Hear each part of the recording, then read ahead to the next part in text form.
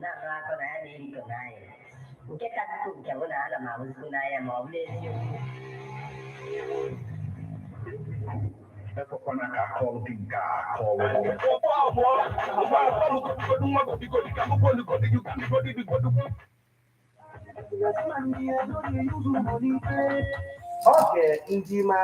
Oge ndị ime ahịa bụ nnekwu ohere ewepụtara maka ịkwalite ebe ife mmetụ aka gị ma ụlọ azụmahịa gị.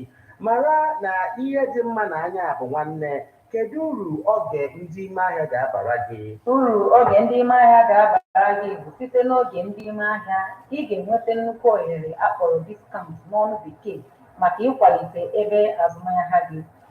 Mara na ya bụ ohere ga-amalite mgbe ọbụla ebe ọ na-adị wuchiri kpọmkwem n'ime ahịa. Keduzi ihe ị na-eche? Gbapụ ọsọ kpọtụrụ ndị 103.5 FM n'akara ekwentị ndị a na 08065796599 ọzọkwa na 08065796599. Oge ndị ime ahịa, oge nnekwu ohere.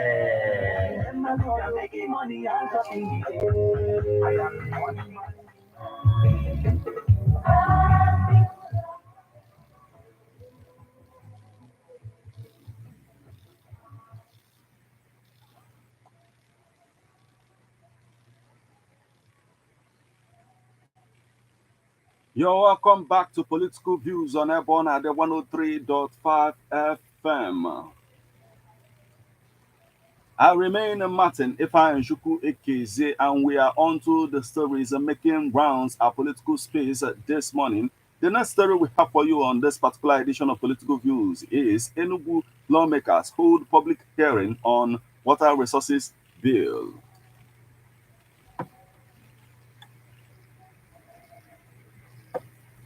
The Enugu State House of Assembly has held a public hearing on a bill for a law to regulate the establishment and activities of water user associations in the state and for other connected purposes. The bill is a strategic legal framework aimed at promoting sustainable irrigation practices and efficient management of water resources. It seeks to fulfill part of the requirements for a World Bank-assisted project in collaboration with the Federal Ministry of Water Resources, the Anambra River Basin Development Authority, and the Enugu State Government. One of the key objectives of the bill is the formation of water user associations, as well as the establishment of community-based organizations to manage and oversee irrigation farming activities.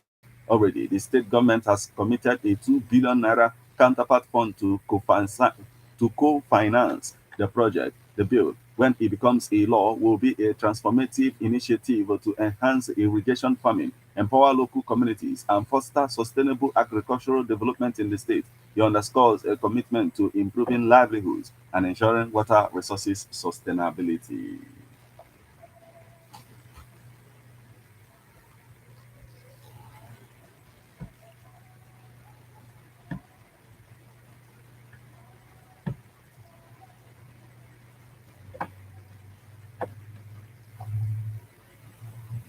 Still on the happenings on our political space this morning, Soludo presents 2025 budget of 606.9 billion naira.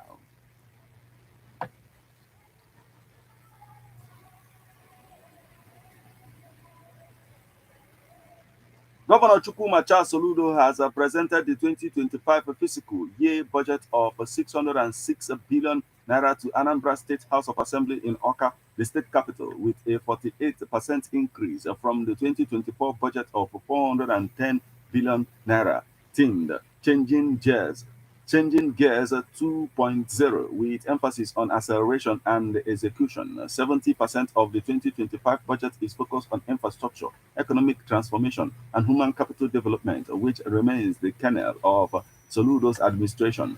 Recurrent expenditures account for 139.5 billion naira, while capital expenditures is 467.5 billion naira, YOY growth of 48.9%. The capital budget constitutes 77% of the total budget size, while recurrent expenditure accounts for 23%, the same ratios as for the 2024 budget. The budget deficit is estimated at 148.3 billion naira, 24% of the budget compared to 30% in the 2024 budget. In a release signed by Governor Soludo's Chief Press Secretary, Christian Aburime, the administration may still not borrow to fund the deficit, and relative to 2024, several key sectors are seeing significant increases. The administrative sector by 45.5%, the economic sector by 40.1%, the judiciary sector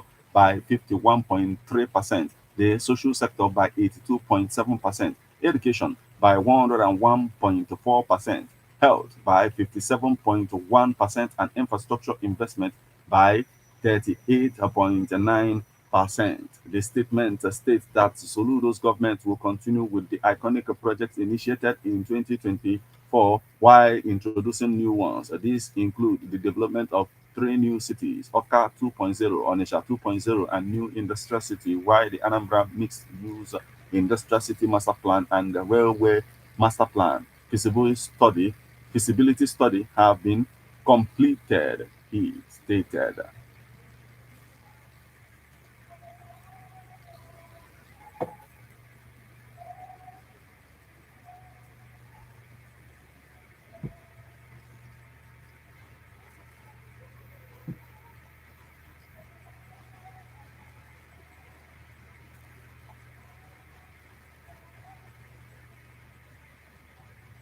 Still on the happenings on our political space this morning, Rivers crisis court reserves judgment in 5 separate appeals.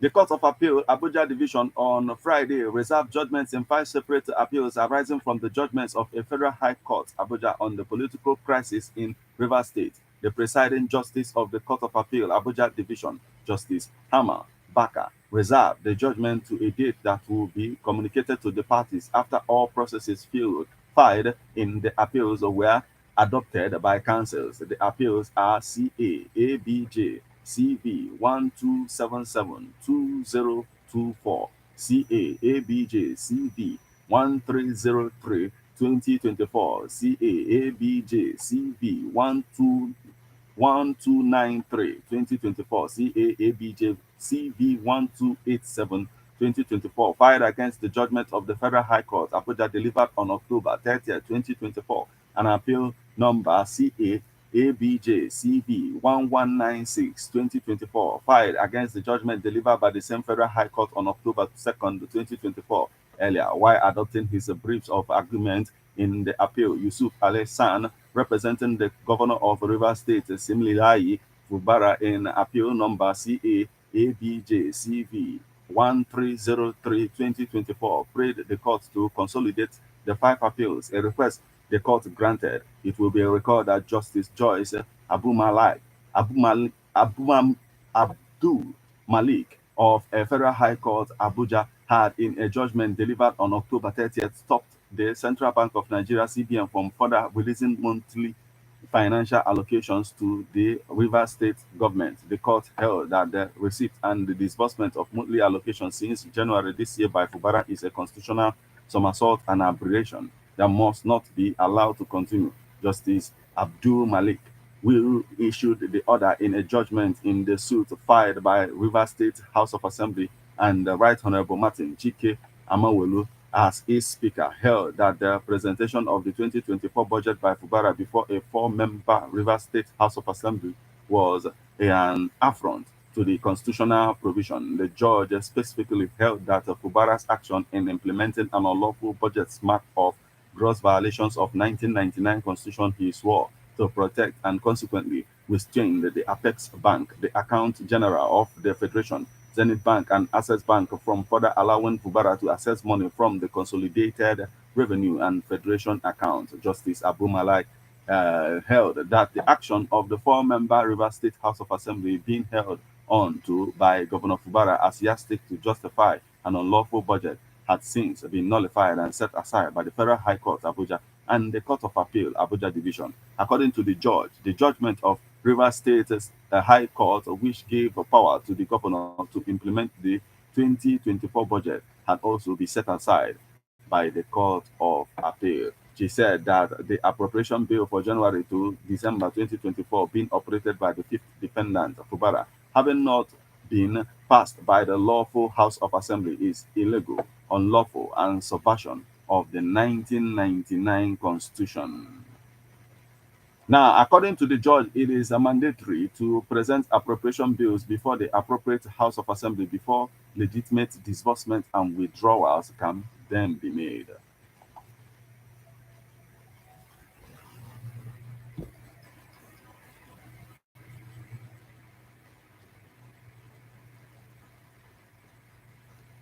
And the next story we have for you, bordering on the southeast of Nigeria, Ohaneze Ndibo urged to intervene in a continued detention of man who threatened to bring IPOB to Lagos.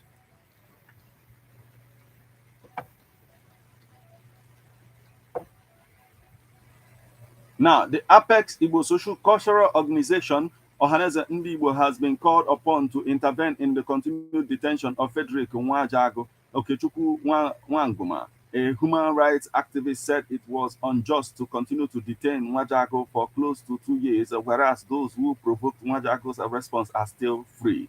The detainee had, while reacting to the threats by some Lagos youths against Igbo people living in Lagos, had said that he may be forced to bring the separatist group IPOB to Lagos to protect Ndibo. This had led to his arrest and the detention for close to 2 years now. Wanguma, reacting to the continued detention in a press release he signed and made available to journalists, said it was unjust to leave him to continue to languish in detention. He said, I hereby call upon Ohaneze Ndibo, the social, cultural, and political organization dedicated to representing and advancing the interests of the Igbo people in Nigeria, to make immediate action regarding the continued unjust detention of Frederick Nwajago.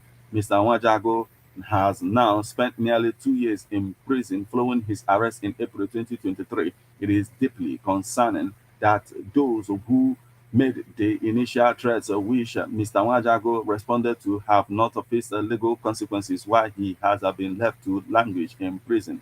The situation highlights what appears to be a discriminatory application of the law driven by ethnic bias. I urge Ohaneze Ndibo to intervene on behalf of Mr. Nwajago, advocating for the Lagos state government to drop all charges against him. It is imperative that we stand for justice and equality for all citizens, regardless of their ethnic background. I believe that the voice of Ohaneze can be a powerful instrument in ensuring fairness and representation for all members of Igbo community, he said.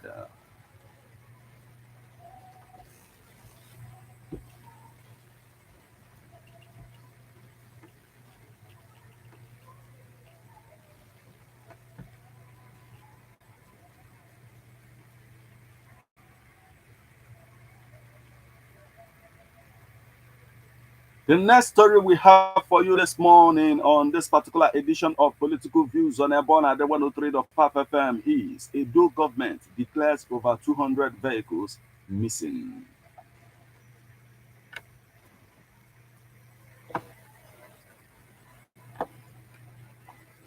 The Edo state government on Friday declared at least 200 vehicles missing. The chairman of the committee set up by Governor Monday Okpebero to recover government vehicles, Kelly Okuboa, made this known on Friday in Benin, the state capital. Speaking to newsmen on the success of the committee's assignment, Okuboa said that within 24 hours, 3 vehicles, including 1 Hilux van and 2 Toyota Hiace buses, have been recovered. According to him, in one of the Toyota Hiace buses, the committee recovered some palliatives which were meant to have been distributed to Edo people. The chairman added that the palliatives included bags of gari and rice. He appealed for more information from members of the public, adding that it was the information earlier obtained that led to the recovery of the 3 vehicles. Okuboa assured whistleblowers that a handsome reward awaits them, provided their information were correct and veritable. Yesterday, we were inaugurated. We promised to follow the law to carry out the mandate of Mr. Governor, which is to recover all missing government vehicles in private hands. We are glad to inform the people of Edo State that we have recorded success within 24 hours of inauguration. I am glad to announce to you that we have recovered 1 Hilux and 2 Toyota Hiace buses in private custody. We assure Edo people and the state government that we are going to do the job to the best of our ability. We will make sure we recover all stolen vehicles. This is not a private property, but the property of Edo citizens, and it is not good for a private individual to steal government property, he said. He appealed to former government officials and other citizens holding back government vehicles to return them within 48 hours.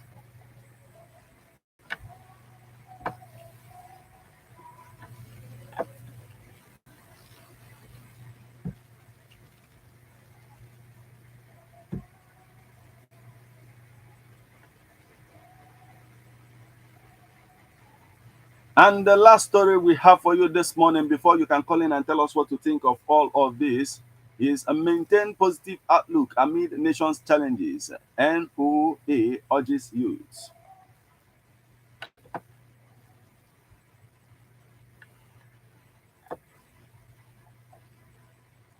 The National Orientation Agency has called on young Nigerians to adopt a more positive and proactive outlook in shaping the future of the country, especially as they play a pivotal role in nation building.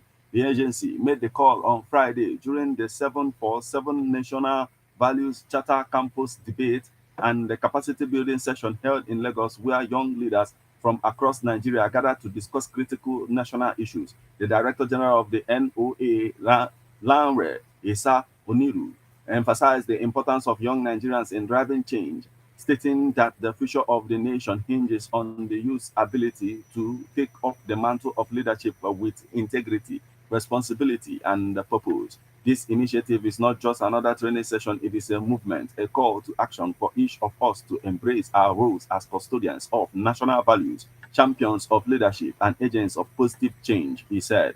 Esa Oniru urged the youth to reflect on their roles in promoting values such as unity, integrity, accountability, and excellence. He stressed that the youth must see themselves as the key drivers of transformation in a country grappling with numerous challenges. A clinical psychologist at the Lagos University Teaching Hospital, Dr. Leonard Okonkwo, who addressed the emotional challenges faced by young Nigerians, urged the youth to rethink their perspectives on the country's challenges and focus on solutions, adapt to setbacks, and maintain hope for the future. Many of the emotional difficulties our youth face are tied to their perceptions of reality. If we can change the way we interpret the challenges around us, we can transform our emotions and behaviors, he noted.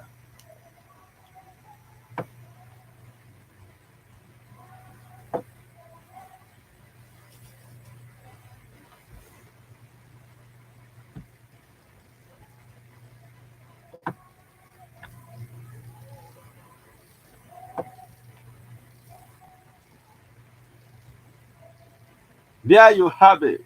A lot is happening on our political space this morning, and we must talk about it because you know what happens or whatever that transpires in the corridors of power affects you and me in one way or the other. Looking at the fact that Senator Ifeanyi Ubah was laid to rest in his hometown yesterday.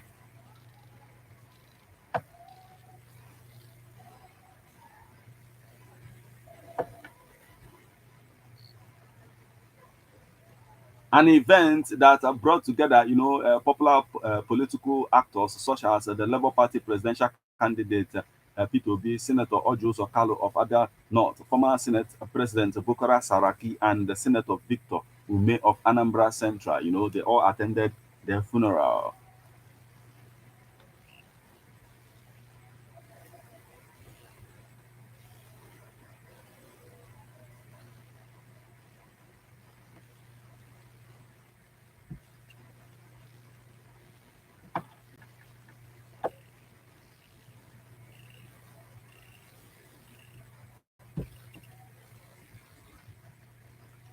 At the same time, we are looking at the fact that Governor of Anambra State, Governor Charles Chukwuma Soludo, presents a 2025 budget of 606.9 billion naira. And the promise here is that most of the project that he is now embarking on, that there will be acceleration the fact that there will be speed in accomplishing or executing this project.